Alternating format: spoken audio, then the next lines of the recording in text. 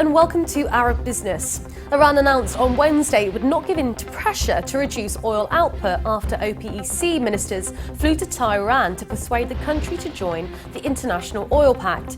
Negotiations in Tehran followed Tuesday's announcement of a freeze in oil production in January, levels by Saudi Arabia and non-OPEC members of Russia. Iran is vowing to increase production as it sees fit to make up for the years of sanctions by regaining market share loss, thus posing a major obstacle in the pact after other GCC nations and Venezuela agreed to join. The Abu Dhabi Fund for Development is contributing $919 million to Bahrain's international airport expansion project.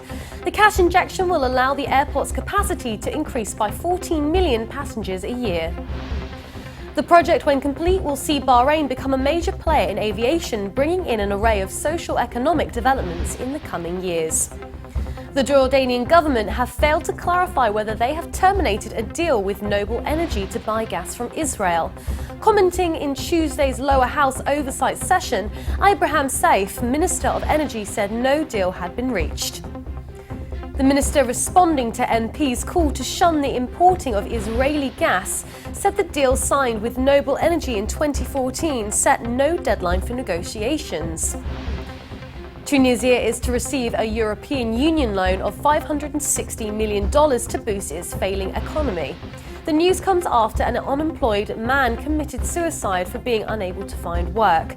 Tunisian youth have since taken to the streets to protest, breaking out in riots against the state.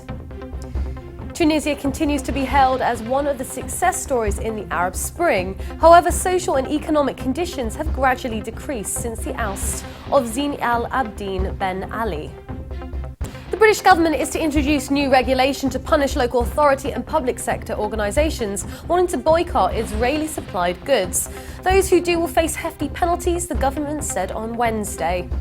The move has outraged Palestinian activists who say the government are empowering Israeli occupation. Cyprus is a property hotspot for Lebanese buyers, according to Plus Properties. Chairman Georges Shiwan said over the last 2 years, more than 2,000 Lebanese have bought properties to the value of €100,000 to €300,000.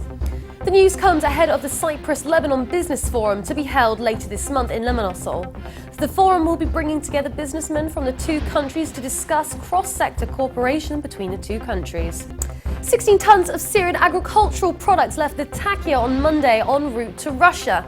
The shipment included produce from a range of Syrian towns and cities. The shipment was part of the Russian village exports and imports to bolster economic ties between the two countries. The Russian village for exports and imports came into force towards the end of last year to improve Syrian exports of the agricultural variety.